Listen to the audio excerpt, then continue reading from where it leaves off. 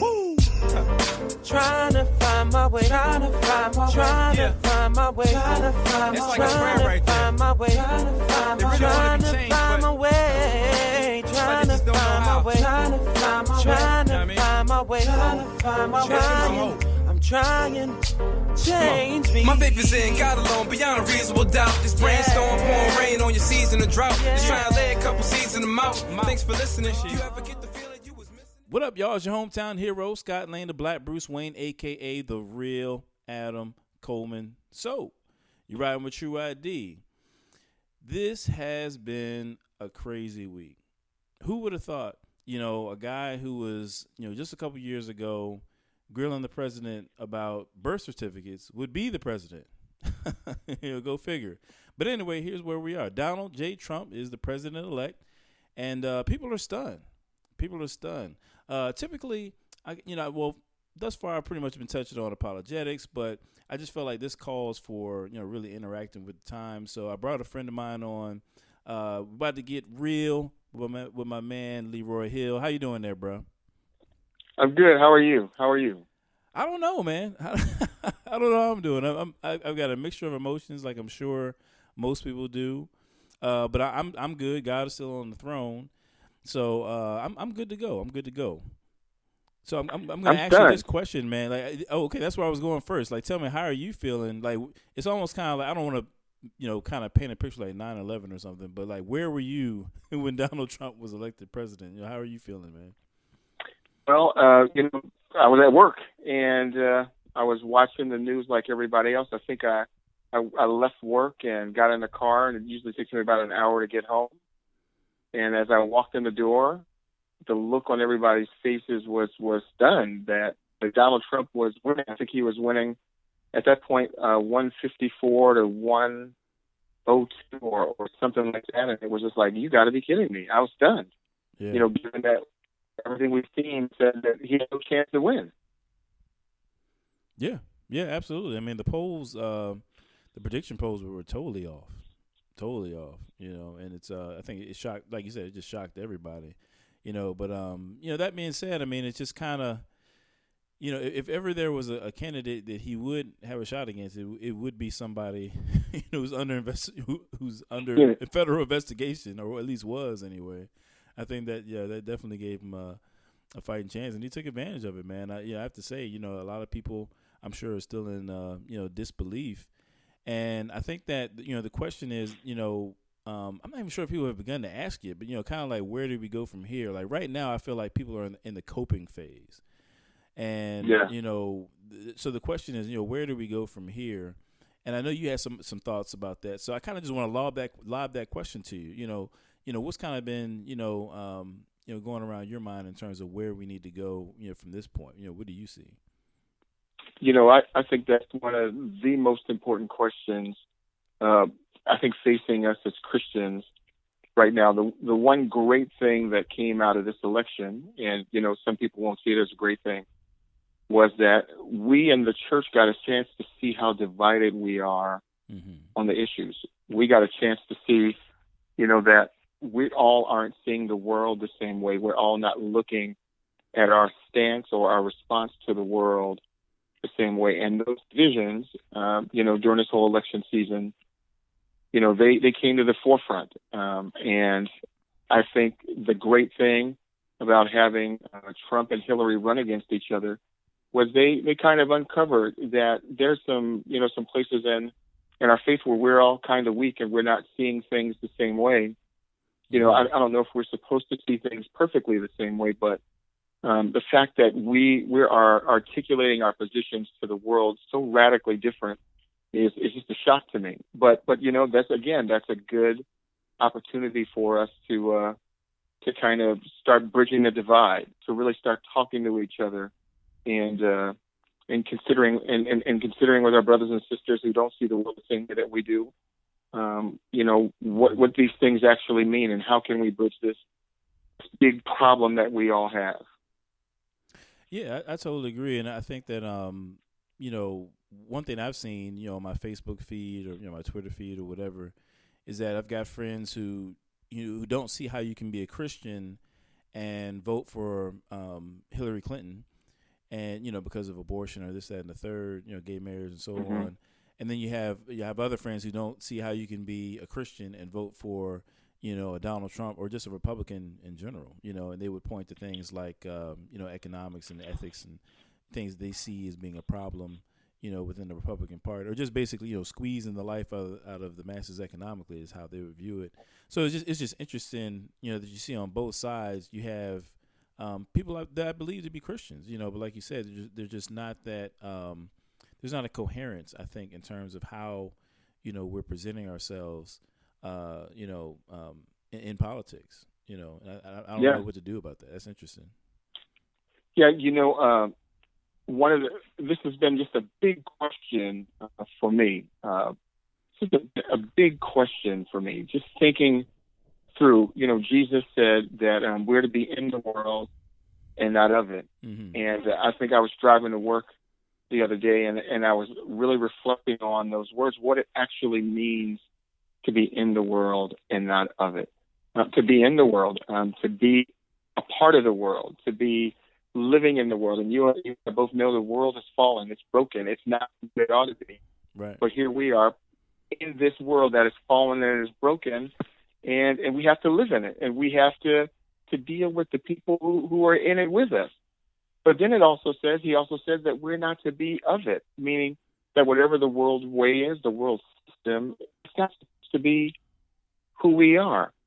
So I think that we're really wrestling, and I think we've been wrestling for thousands of years as to what that stance, ought to be.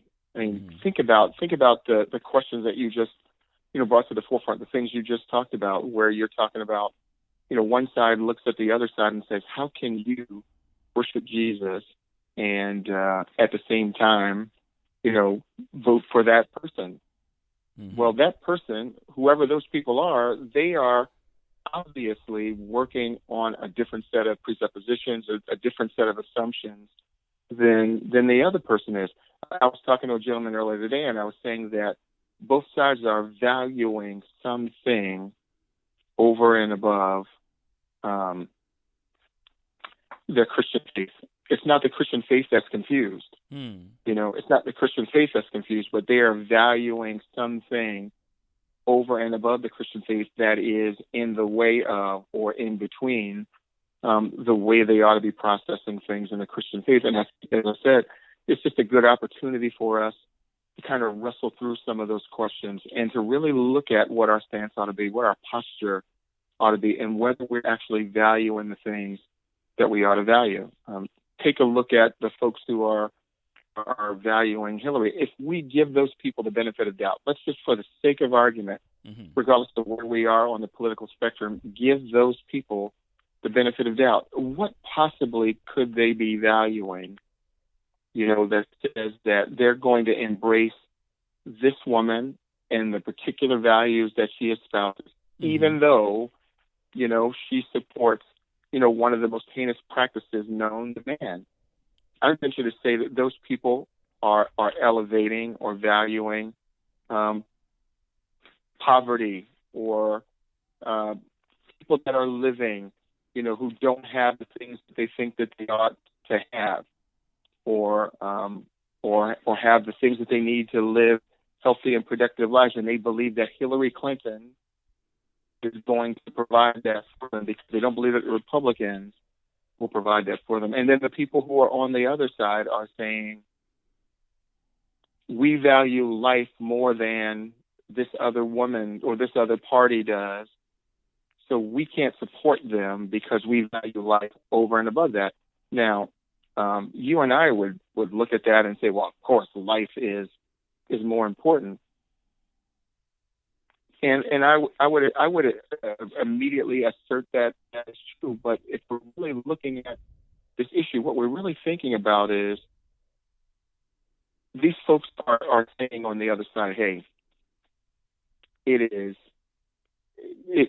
life is just as important for the people who are here and are living as it is for those people who are saying life in the womb is just as important. What they're doing is they're making life equal on both sides. but then the one side is elevating poverty, so to speak, or above children in the womb, and as much as we don't see it the same way, that for them is the most important thing in the world. That for them is absolutely important. And what our job, if we really believe that they're wrong or they're not seeing things biblically, we ought to be able to articulate a position that helps them see what we believe to be the proper biblical stance toward poverty and issues of life that they're really wrestling with. Just in the same way, if they think that we are wrong, the proper thing for them to do is to articulate to people on the other side why poverty or why healthcare or why, joblessness or broken families or whatever it is they're elevating, why that is, over and above children who are not here yet, or not, who they believe are not living yet. So, yeah, I mean, both of us are going to, we're all going to value something over and above the other, but we're not talking to each other, and we're immediately demonizing. I think this election showed that we're just demonizing each other, and so what ends up happening is, our social media pages are more screeds against the other view rather than real dialogue that's hoping to, uncover, what we believe to be flawed thinking, or discover, some real issues, and us being Christians who love the Lord more than anything and are going to be one, at some point in the future. We're supposed to be one now, but we need to be bridging that gap. But that's not happening. That's not happening at all. And when you talked about the persecution, I got to keep it all the way real. I got to keep it all the way real. I mean, these are very interesting times, and I just don't want to mince words on this. At the end of the day, we know that if you are a black person and you vote Republican, there are a large number of African American people who would consider you to be an Uncle Tom. That's just keeping it real. That's just keeping it real. And the thing of it is that at the end of the day, and I agree with you 100% about what you said about what are, I think, and I'm phrasing it a little bit differently, but we have to look at what are people prioritizing. And I think that tradition is huge. I mean, the reality is, if you're a black person and you vote, the expectation is that you vote Democrat. It just is what it is. And I think we have to start looking at that.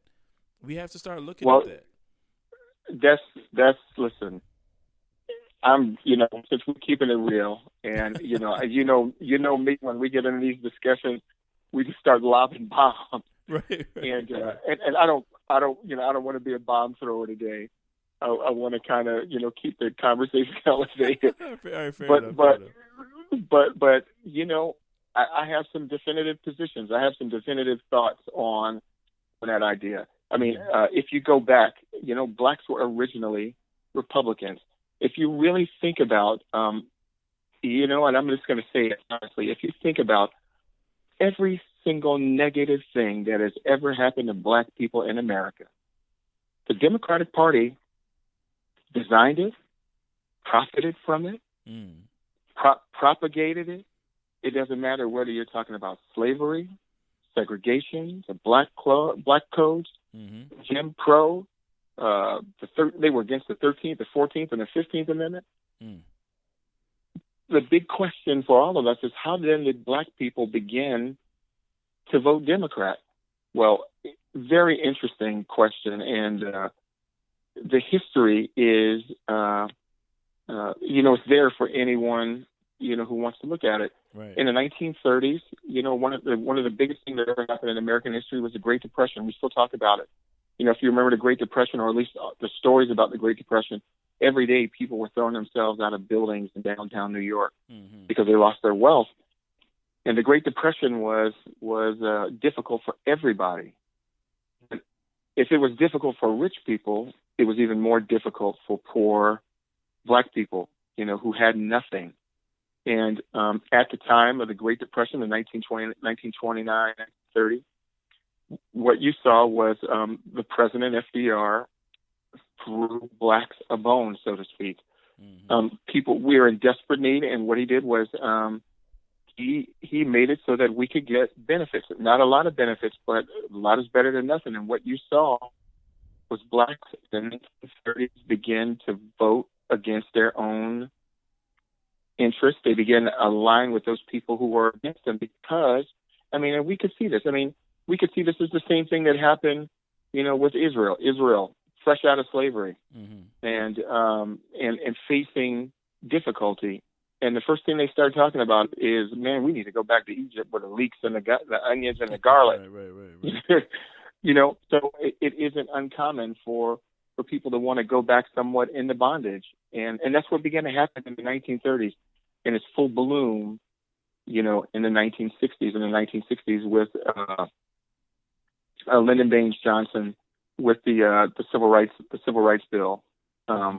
He enshrined a lot of benefits for blacks, and that's why we are voting part and parcel with the Democrats, because for just to be honest, the Democrats have come through on some of those benefits, and I think part of the other issue is it's not really understood that benefits and all those sorts of things and entitlements are not really conservative principles. Conservative principles are really you go out and you go to work and you work hard for it. Now, it's easy to say if you got a structure in place for you to take advantage of. Sure. It's easy to say conservative principles, but when your family is starving and it's difficult, principles, people might say principles of the win. I need to take care of my kids. So I think that explains the history, or at least somewhat explains the history. But when you look at, in my opinion, when you look at the Democratic Party of today, not to choose sides or to say that one party is better than the other, because I have tons of issues with the Republican Party. I think for us as Christians, and this is my perspective, we ought to have a traditional position of being outside of the fray. Oh, should we vote as citizens? Absolutely, we should vote as citizens. We should take advantage of all the rights and opportunities afforded us. But I think that we should be outside of the fray, where we can not own the victories of one party and certainly not own the failures of that party. And being able to stand out, we're truly people who are there, as they say, to seek the peace of the city, to seek the peace of of this nation, and we're able to speak to both sides. But because we're so aligned with this party or that party, I think in some ways that ability to be over and above, to be a servant to either side is just is gone. They see us now as constituencies. They see us as a constituent, a competitor for power is what they see us now.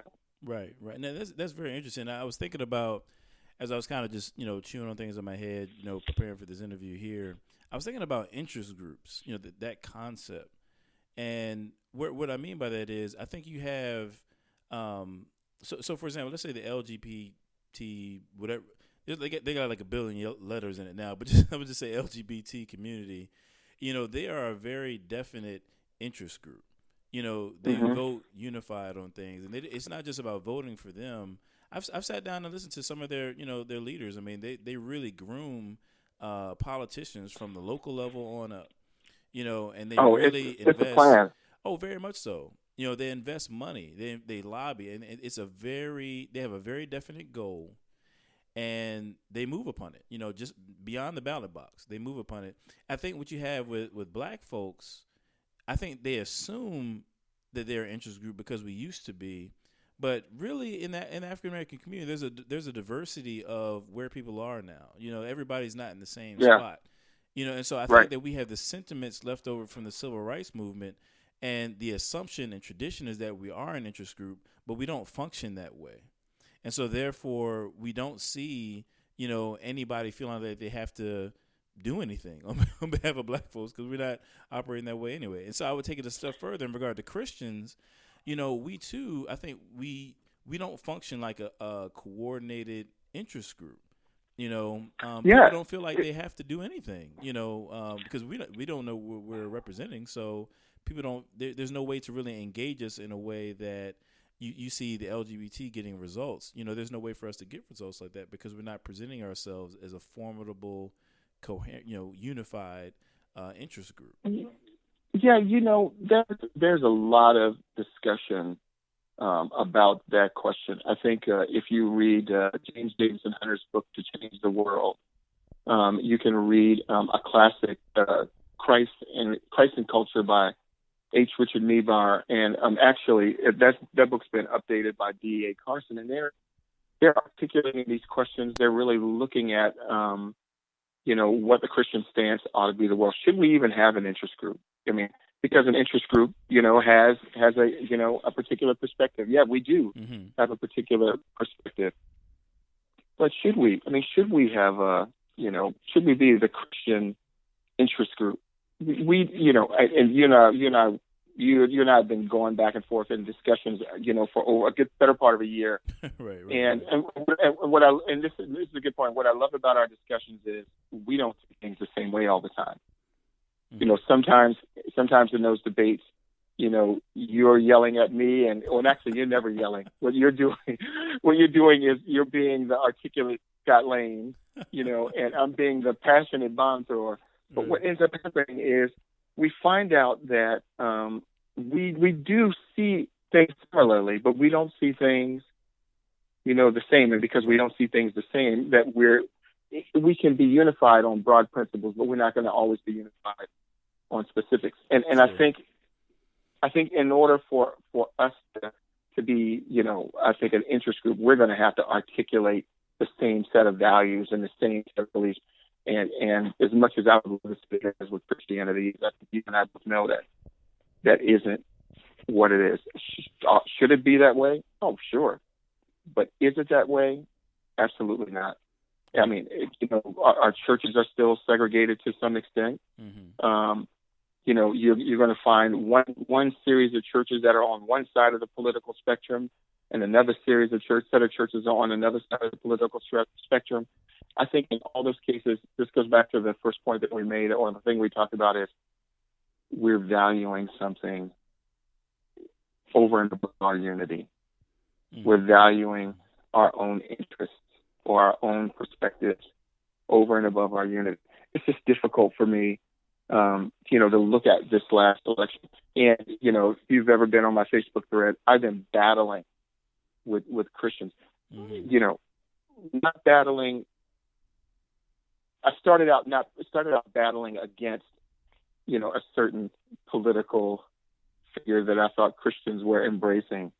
And then as the discussion kept going on over the last year, I began to refine my position and say, there's a certain segment of people who want to vote for that person because they're afraid of what might happen to this country if they don't.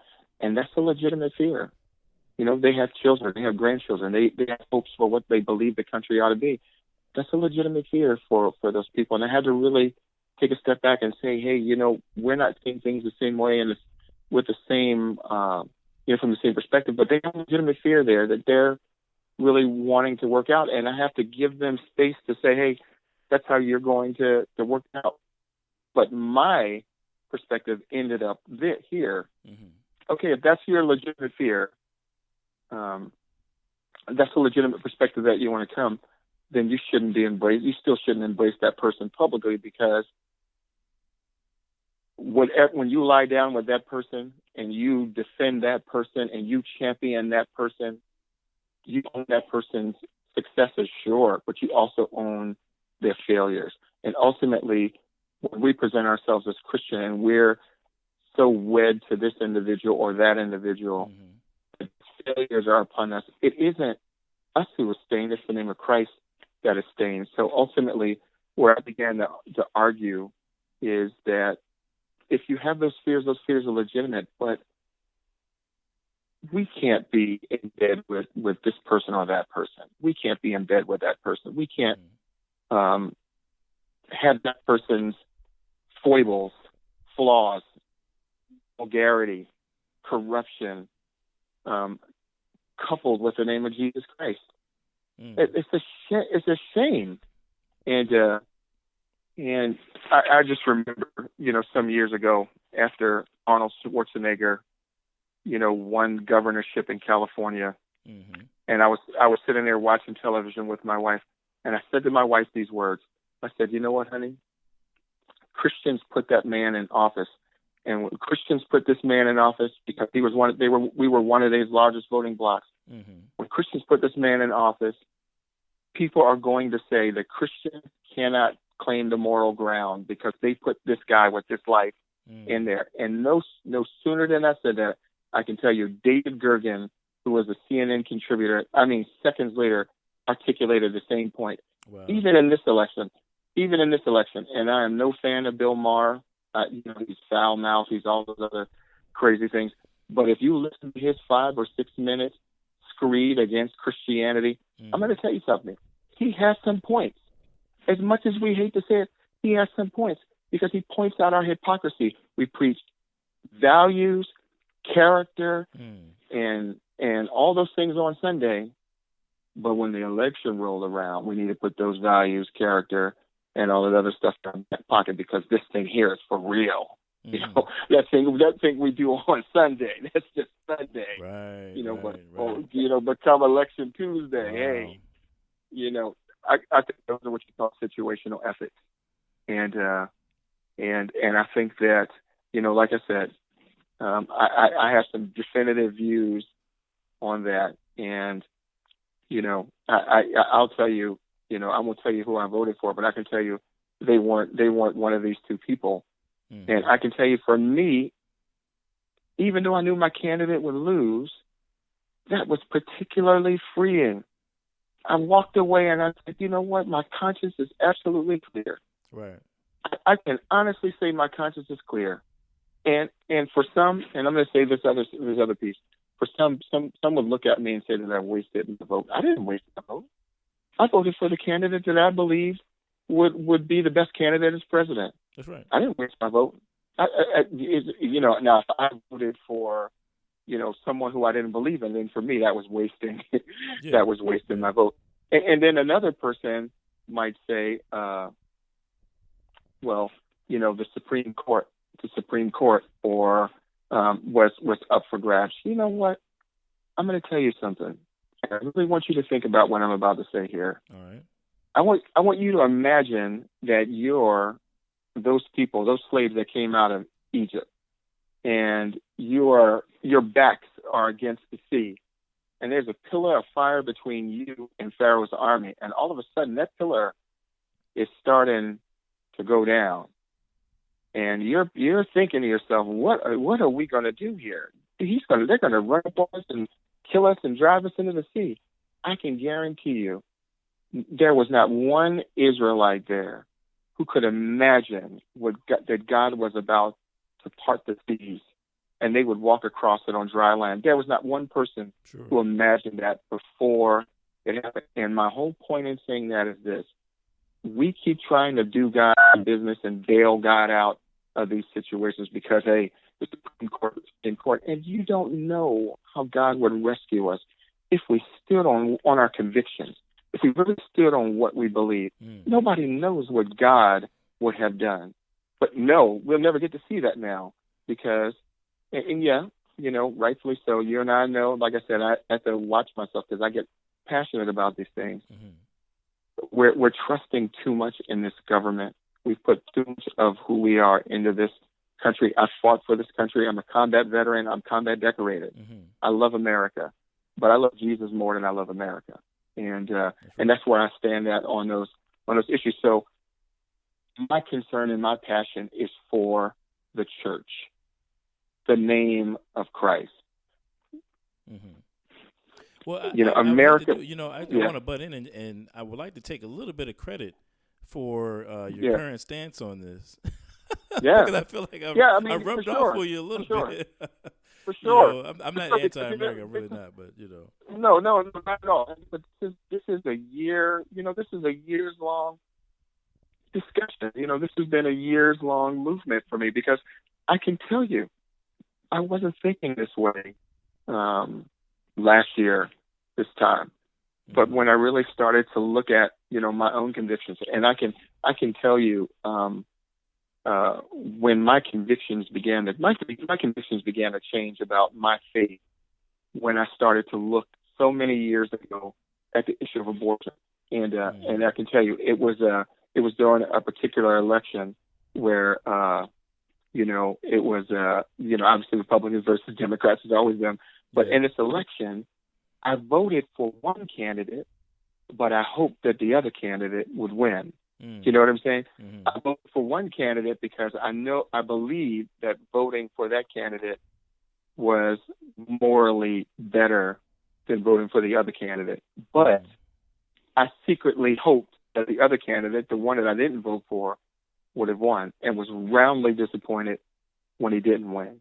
Wow. But I can tell you, after I walked away from that election made me start to wrestle with what my convictions are and what I actually believed and what I would have to stand on. And I made a decision based on what I believe the Bible teaches, and I stood on that decision regardless of how I felt.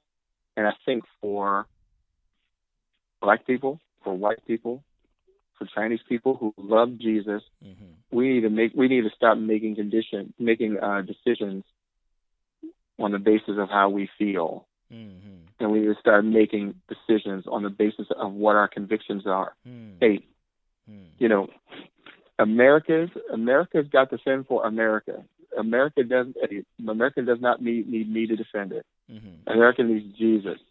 And I reiterate this. I'm a United States Marine or a former Marine. I was boot camp at Paris Island. I bleed Marine Corps colors. Yeah. But right. Oh wait, well, right now, by the way, I should have said it. That's right. Hey, thank you very much. But again, I've had to make some decisions that just put Jesus in front of all that. And I'm going to tell you, when you start telling people that you should be outside of the political spectrum in the sense that you're outside of it, yet you're a citizen and you're going to take advantage of the rights of the citizen, and you're going to vote for who you believe is the best. But to that end, vote. And but after that, after you fulfill those duties, we need to be on the outside of all that process. We need to be outside of that and staying a pox on both of your houses when it's necessary. And I think that's where we ought to be. I really do. I'm trying to figure out. I want to go back to something you said about, two things really: emotionalism, and you use that word thinking. And I think that just in Christianity in general, I think we've lost the intellectual aspect of what Christianity is. Christianity is not just a feel-good religion. It never has been. It is always. I mean, it's Christianity has produced some of the greatest philosophers there ever were, and for whatever reason, I feel like emotionalism has, taken hold to where we don't believe that it's a thinking man's faith. Second to that, I also, for whatever reason, and you alluded to this earlier, that we don't allow Christianity, our Christian faith, to influence every aspect of our lives. It's it's an emotional faith, and there's also a Sunday faith. It's not a Monday through Saturday.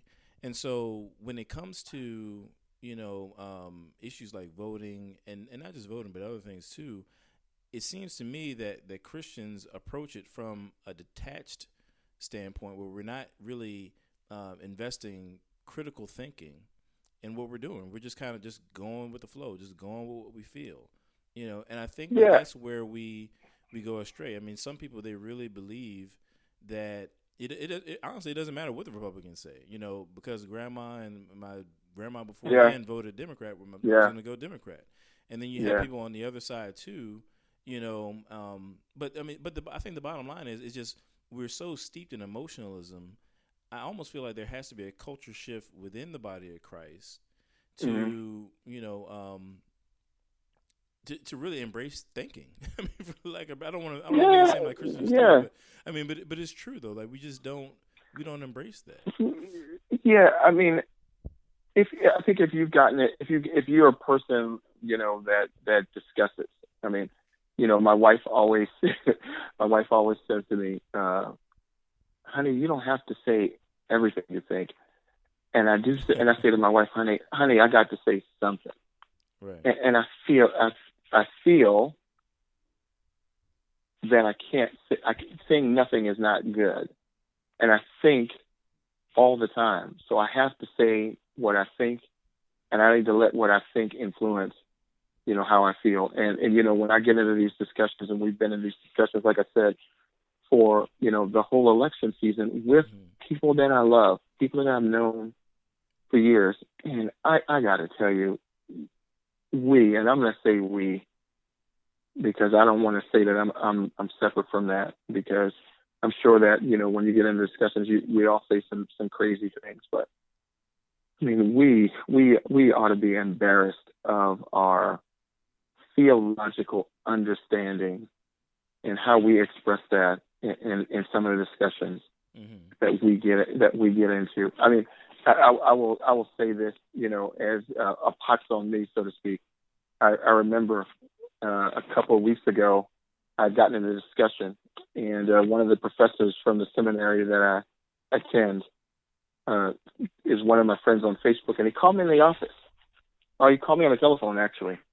And we were just chatting about something, small fry, at least I thought. Mm-hmm. And he began to take me to task, not in a mean way, but he began to take me to task on some of the things that I was saying. And he was literally saying that, you didn't really think that through. You really felt, what you said, but you didn't think that through. And I'm afraid, is what he said, that you ended up, hurting people, needlessly. And that was a stinging rebuke, and I had to take that. Wow. And I had to think about that. And I tried to ameliorate my positions, somewhat, so that doesn't happen again. But I also say, that's an occasion that happened. But then I'm going to say to the rest of my brothers and sisters that our theology is just in the trash. It is. Yeah. It is. It's in the trash. I've heard certain candidates referred to as Cyrus, Nebuchadnezzar. What's another one? He's the savior of Christianity, the savior of America. Oh my gosh! Wow, yeah. That. I mean, I've heard one. I'm just. It's like I'm in this room and I'm just feeling the body blows. I'm just saying to myself, that's trash thinking. I don't mean to be mean, right. But it's just not. It's not a good use. It's not good hermeneutics. It's not good use of the scripture. Right. Right. He's not David. He's not a second David. It's just not. Yeah. Let me ask you this question. I mean, and this is actually I hadn't thought about it until you just said it just now. But I know obviously you have a pastoral background. You served as a pastor, and so you have that lens that you can look through. What is it why do we tend to want to Christianize everything? You know what I mean? What is it about? I mean, because I think back to when Obama was elected, I distinctly remember having a conversation with somebody who compared Obama to Moses in like a prophetic sort of a way. And I was like, I understand the historical significance of what Obama is doing, but let's not get carried away. I mean, let's let's not get ridiculous with it. Now, at the same time, other people were saying he was the Antichrist. But it's just weird. Like, it's just, and it's embarrassing, I think, when we just want to so heavily Christianize everything. I know God's sovereign, and I get that, but it's just I don't know what that's about. What is that about? Let me say this, and I think you bring up such a great point. Listen, if you're listening to this podcast, you need to listen to what I'm about to say. Okay. Everything the Republicans say about President Obama is not right. They have a biased opinion of the president. I am no fan of the president, but I can tell you something. I know from reading and from listening that when someone has nothing good to say about you, even when you do something good, then they're not being objective. Right. And in the same way, and that goes on both sides. I mean, I'm not sitting here saying that President Obama has been a great, boon to Christianity. That is not true. But, in order to be seen as objective, a voice of reason, we got to point out when people do good things, and we got to clap, and we got to say yes and amen. And when they do bad things, we need to say, hey, they've done that. But you know what that requires you and me to do? That requires you and I, again, to have a certain set of values, a certain set of principles about right and wrong, about fairness, about justice.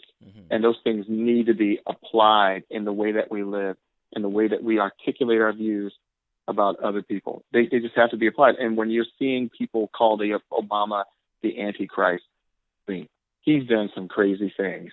I mean, and that will make your head spin. But dude is not the Antichrist. Right. And dude is not Moses. No, he's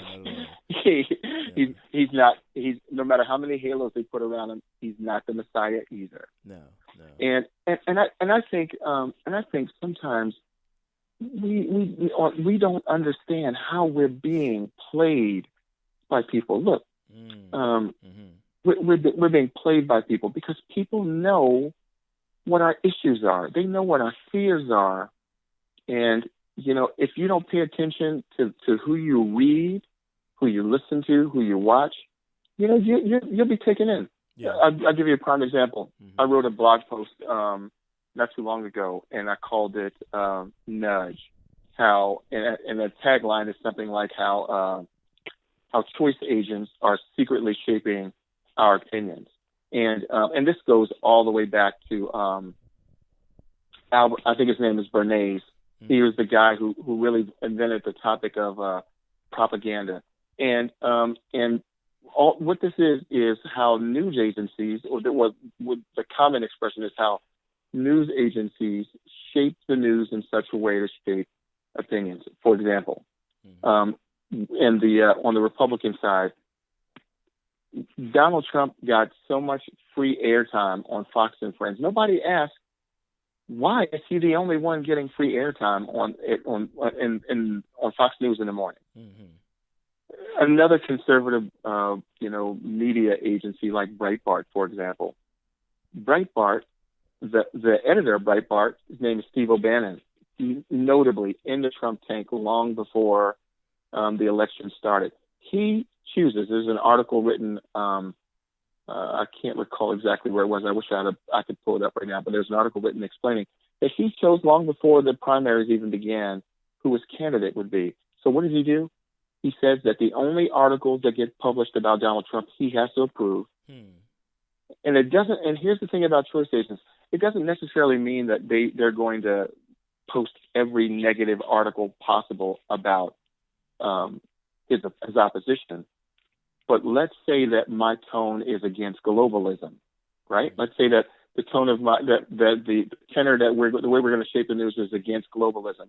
Well, here's what I'm going to do: is I'm going to allow to be published articles that paint a candidate in league or in line with globalists. And while you wouldn't think that that's me shaping the news, now if you started getting heavy numbers of those sorts of articles, then your opinion, and particularly if the whole notion is against globalism, is shaped without you even knowing it. And this was common on both sides of the aisle. Obviously, the left does it, but who knew that the right did it as well? So if we're not really cognizant of the people who are shaping our news, who are influencing our opinions, we'll begin to intone. We'll begin to believe. We'll begin to speak about values that we didn't even have, that we didn't even know that we had, or ideas that weren't even at the forefront of our mind. And that's just not where we ought to be. I'm sorry, that's not where we ought to be. So And again, that's probably off topic, but But no, I mean, actually, I think it has a lot to do with what we're dealing with here, because a lot of folks are talking about the influence of media upon our yeah, emotions. I mean, because there's so much more access that the media has to the average person now with well, Facebook and Twitter and what have you. They've got their sure, tentacles everywhere, so to speak. And so I think there's a very real factor, in terms of how politics is run nowadays is the power of the media. Now more than ever. right. I think that's definitely in there. But you said something interesting too.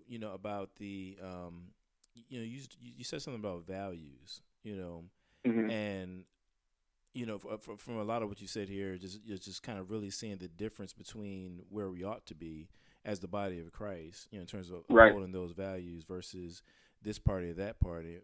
And one thing I think about is that when you look at the Constitution, the Declaration of Independence, in terms of some of the ideals that it espouses. Now we know this country hasn't always Hmm.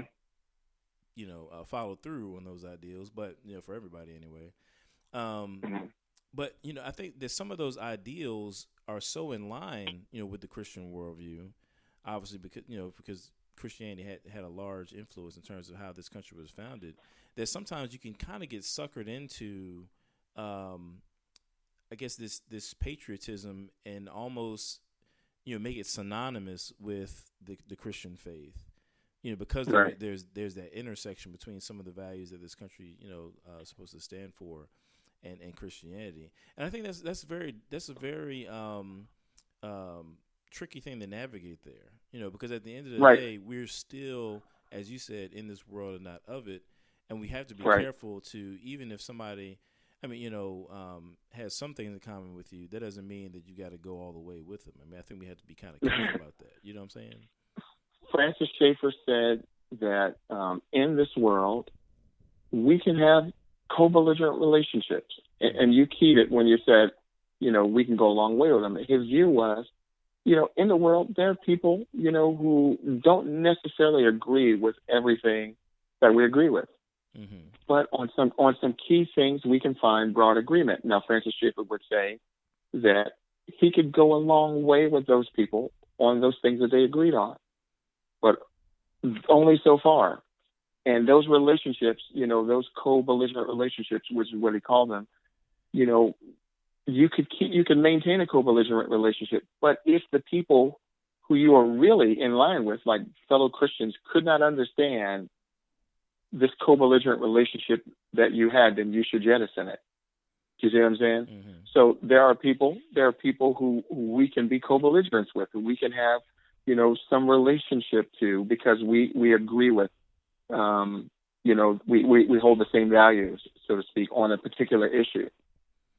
But on that issue alone, and only so far can we be co-belligerents with those people, because ultimately, we don't align ourselves in the same way. And I think that is that goes for political parties as well. Political parties we can be co-belligerents with, but only so far, and only insofar as our embracing them does not cause others to question the values that we supposedly uphold. I think that's a good application of co-belligerency. I think some people today are stretching co-belligerency way, outside of the bounds. Mm-hmm. But I think that Francis Schaeffer and Chuck Colson had it right when they argued that. And I think that's a good place for us to kind of think through, what our stance to organizations, to people, the entities, the institutions, what our stance to those things ought to be. How closely can we walk with those people? Can we walk with those people? If does our walking with them, sully the name of Christ, and if it does, maybe we shouldn't be embracing them. Again, some of us are going to have, a greater sensitivity to those issues than others, but we still need to respect each other. We still need, to say to ourselves, that's my brother, that's my sister. Although we don't agree here, I need to care about that person's, feelings. I need to seek that person's good rather than my own alone. And I think when we get to this politics thing, Politics is a blood sport, and everybody's promoting and pursuing their own interest in it. And often, the one thing that unites us and minds us kind of get lost, and it's lamentable. It's lamentable. Interesting. I think, like we said, the one thing that unites us, and again, I think back to the civil rights era. Black folks were all on the same page about getting their rights. Mm-hmm. That was the thing that united them. And then you also there was had power. Yeah, very much so. Very much so. And I think you see that reflected. I don't even like really drawing this parallel, but I do think you see some similarities with the LGBT community, that they do have this centralized objective in regard to rights. And I think what you have, with African Americans, again, jumping back, I think that that political unity kind of dissipated when you kind of got what you asked for. You got the rights now, and so now that's no longer the central thing. Now, people are living different socioeconomic situations, and if they don't have that same tie in regard to rights, is that the person who may not be where they are, well, they may not be necessarily the same interest group just because they're the same color, And I kind of, in a sense, I kind of wonder if that'll be the same way with the LGBT community, if we will see kind of their movement in a sense kind of dissipate once they, if they were to get the rights, that they're petitioning for now. I wonder if you would see that same kind of change. But I tie that into the church because, if we don't currently have that centralizing, kind of call to action politically, so to speak. I mean, will it take something? I hate to be gloom and doom, but will it take something as serious as religious rights being threatened, for us to really get on the same page and say, hey, we really got to come together. Like right now, I guess we feel like we don't really have to, but if it becomes a rights issue, I wonder if that would be something that would have to happen in order to galvanize the church and say, hey, you know what, we really need to bridge some gaps here. Yeah, I mean, I don't want to be that morbid person, those people who think that, persecution is, the thing that fixes everything, right, that separates that separates the wheat from the chaff. I mean, that may happen in persecution, but I don't hope for that. Obviously, I hope that, we all come to faith, through evangelism and through the great preaching of the Word of God. But sure. I think you need to look at a couple of things. The LGBT community, they are highly organized, and they are highly organized, and they're small. They're a small group, but they have forged a legislative, juggernaut, so to speak. I mean, who would have thought over the last year, first of all, that, the last couple of years that gay marriage would be the rule in America, and who would have thunk that the main battlefield would be on the type of bathrooms, or who could use what bathroom. I mean, and this has been a real shocker for us. But I don't think that I don't think that for us the answer is to to organize in the same way. Okay. I don't think it's to organize in the same way. I mean, I just think that we need to be about the things that we ought to be here for. And you brought up the civil rights movement. I mean, the LGBT and the civil rights movement the civil rights movement are groups of people, large groups with the civil rights movement, smaller groups with the LGBT, who were pressing and pursuing the government for rights.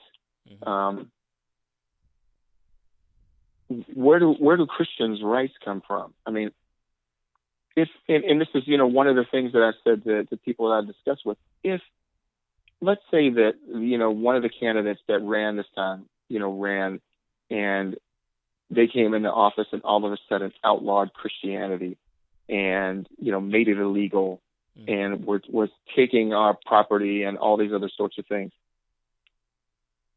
I would still be a Christian that next day. The day after that, the moment after that law was instituted, I would still be a Christian. And because this is the same thing, if you really think about it, this is the same thing that happened to Christians in the Roman era. Most people don't think back to, those times. Think of the times of persecutions.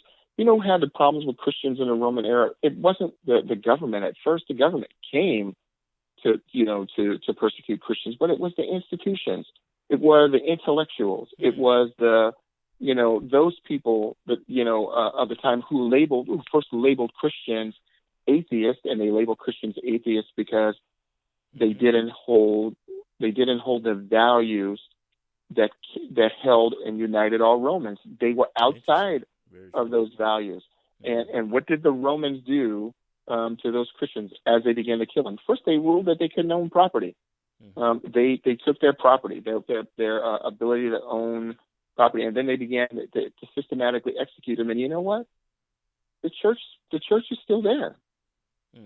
The church was still there. My point being is that our rights don't come from the government. The Constitution tells us that our rights don't come from the government. So if we really, believe that our rights come from Christ, who we are, our identity is bound up in Him. We don't need to press America. Again, I'm not, being impractical and saying that we shouldn't vote. We certainly should vote. We certainly should vote our values. We are citizens. Paul, took advantage of his rights as a citizen, but Paul primarily saw himself as a citizen of heaven, a citizen of heaven. And that's primarily how I think we ought to see ourselves. And having said that, that in itself gives us the ability to stand in the midst of persecution, to stand for justice, to stand for righteousness. And it's the source of our identity, no matter what this government or any government does to us. Again, that doesn't sound practical to the average person. That sounds crazy talk. But, I think that pragmatism is killing us. Maybe the time is not to be so pragmatic anymore. Maybe the time is to actually stand for something and to really have convictions about what it means to be a Christian, what it means to be made in the image of Christ, what it means to, embody these values. And again, I don't harbor any illusion. Like I said, I have these discussions with people, and they look at me like, I'm talking crazy. I think that I want to say this. I think that there's three stances that we could take toward the world. The first stance is that we can be against it. The second stance is I don't want to say it's to compromise with it, because that really isn't a stance that we ought to be taking, but it's to kind of embrace what's embraceable in the world. And then the third stance is to be a reconciler of the world. I don't think that we can be all three, one of them all the time. I think at various stages we need to be against some things. Interesting. And where we can, we need to be, with and for some things. And where we can, and when the situation is right, we need to be reconciling some things. So our brothers who are seeing that they are against the world, Jesus said we need to be in it. And in it and not of it. And for those who think that we ought to, who want to embrace everything that the world has to offer all the time, no, Jesus says we're not to be of it, but we're to be in it. And for those of us who think that it's all about reconciling everything, there's some things in this world that are irreconcilable. You heard the term irreconcilable. We have some irreconcilable differences with the world. We can't be all three all the time, and we need to be whatever the situation calls us to be. And I think Tim Keller said this, and I think he's quoting James Davison Hunter. One of the failures that we have is that we don't understand how culture is made in the world. We think that culture is a top-down thing, where industry, whether it's creative arts industry or industrial industry, we think that is where culture comes from. No, we have a symbiotic relationship with culture. I mean, with culture. In this sense, sometimes the industry is influencing us, and sometimes we're influencing industry, and we need to be in those places of influence, and we need to be Christians in those places of influence. We don't need to be against the world so much so that we're withdrawing into our safe houses and storing up, prepper food and all that other good stuff. No. It's good. It's interesting. And I agree with you. So when we're talking about influence, it seems to me that, let me backtrack for a second. So when we talk about influence, I'm thinking about, folks who go out to the election every 4 years, they vote, and then for the next 4 years, they're just silent in terms of their participation in government. That's not really influence, I don't think. I think that's that's low level influence. I mean, when you think about it, well, first of all, even at the federal level, we got 3 branches of government. You got the, obviously the legislative, executive, and judicial, and, we only really have a direct hand, I guess you could say, in terms of 2 out of those 3, because you don't elect the judicial directly. But that being said, if you're not participating, in the congressional elections, then, by you just, coming out every 4 years, you've watered down your influence or the influence that you could have, and even to take a step further, even local election, whether it be mayor or, city council or whatever it may be, I think that Christians can, take their values and assess what's going on around them and influence, the political scheme on various levels. And when we neglect to do that, then it seems to me that we've mismanaged, being in a society where that's possible. You see what I'm saying? Sure. I've heard someone said that, and this was during the primary season, I heard someone say that elections favor those who participate, not just on voting day, but throughout the year, because they're the ones who shape committees, who shape, electoral maps and all those sorts of things. Yeah. I mean, I'm not against, a Christian going into, politics. I'm not against that. I do think that if that's where we're storing all of our eggs, then I think that we've missed the mark, so to speak. But there's some value in that. I think even as you said, there's some value in being involved. I just see it from a different perspective. I see it from a power perspective. Mm-hmm. I see it as a real pursuit of power, and I think the best kind of power that you can get is the power that people give you through service. You know what I mean by that? Break that down. Okay. You go into a situation in your city. Let's say that you planted a church in your city, and while you don't believe that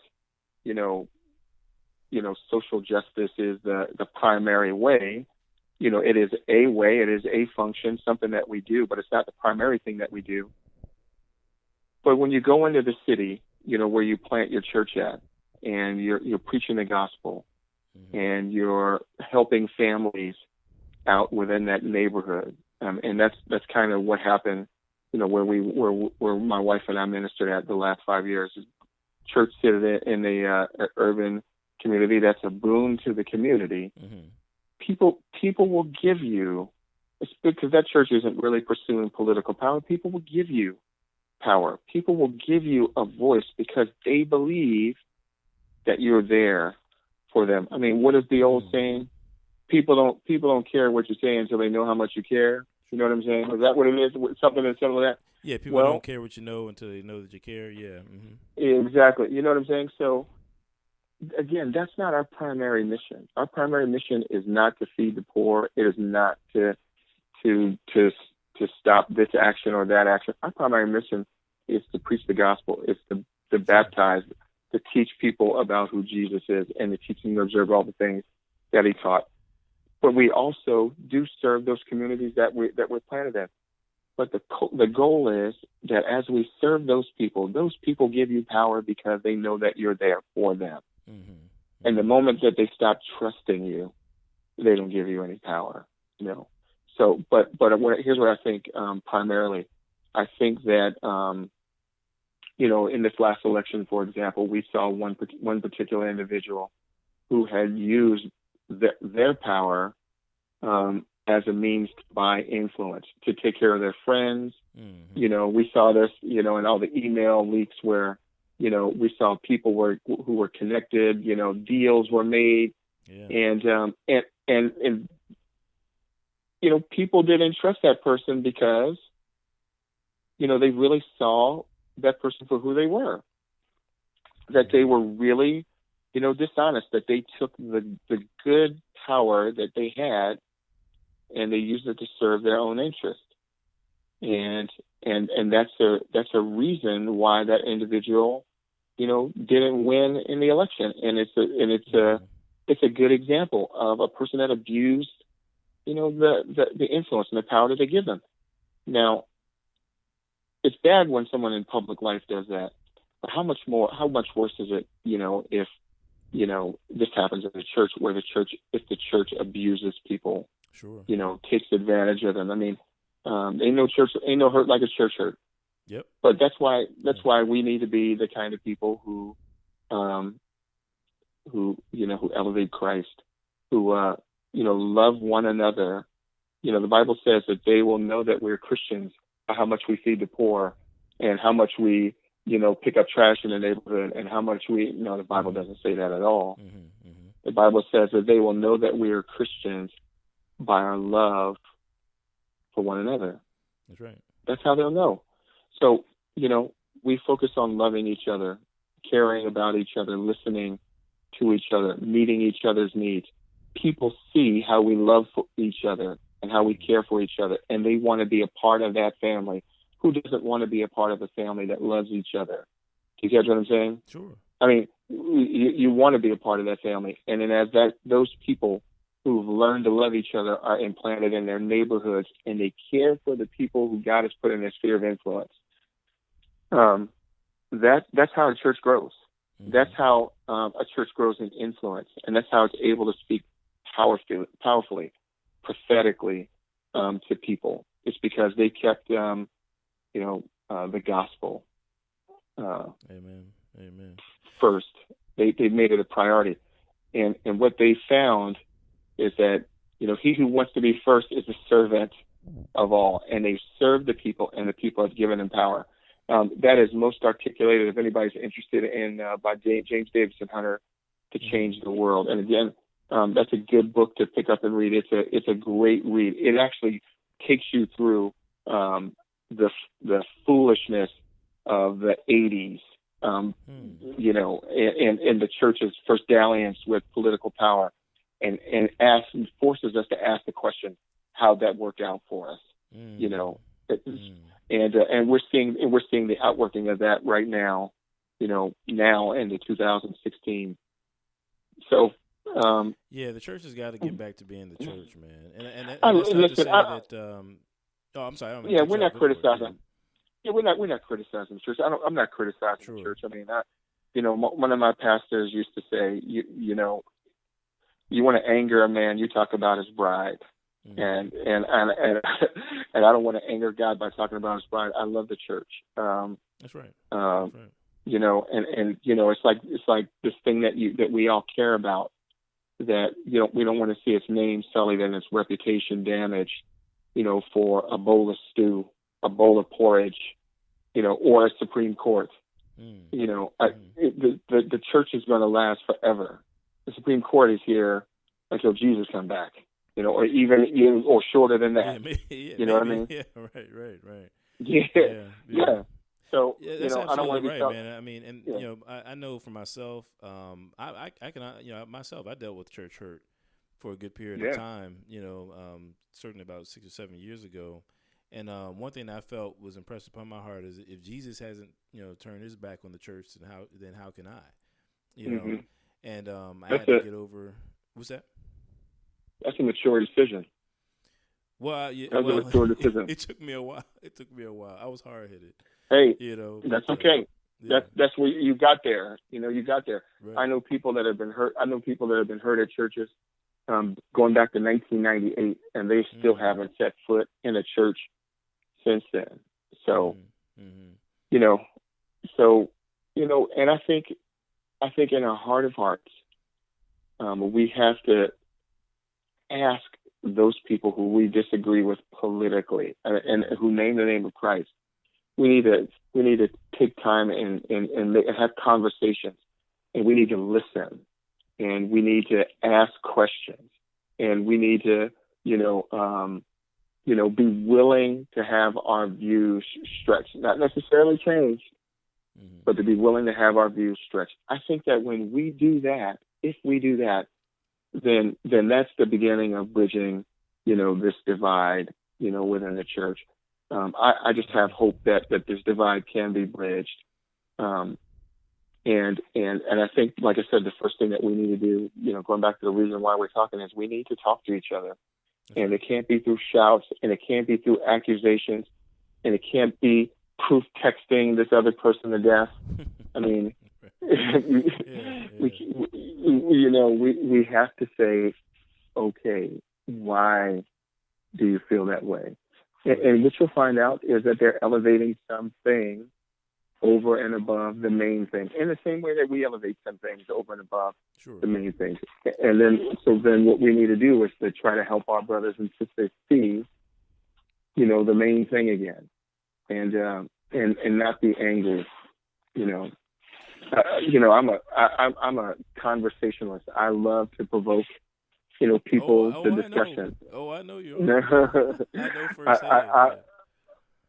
I'll talk about, the hard things, and I want those, and not just to get a reaction, because I want people to talk. I want to talk to people about some of these things. I don't care if people get mad either, because if you're mad, at least you care. At least you care if you're mad. Well, yeah, man. I tell you what, I'm gonna wrap it up, man. Because normally I would cut an episode like this in half, because how people attention spans be. But I want to leave this whole chunk so that people can really, kind of get the weight of what we're saying here. And the reason why is I wanted this conversation to be an example of the types of things, the types of discussions that we need to be having as Christians. Whether somebody claims to be a Democrat or Republican or whatever, these are the types of conversations that need to occur so that we can, represent Christ in our current context. So, definitely, man, I just want to, say I appreciate you for coming on. I did resist the urge from trash talking you being an Eagles fan, seeing as how we beat y'all earlier in the year. I resisted the urge. My God. I'm letting you slide. I'm gonna let you slide on that this week. Man.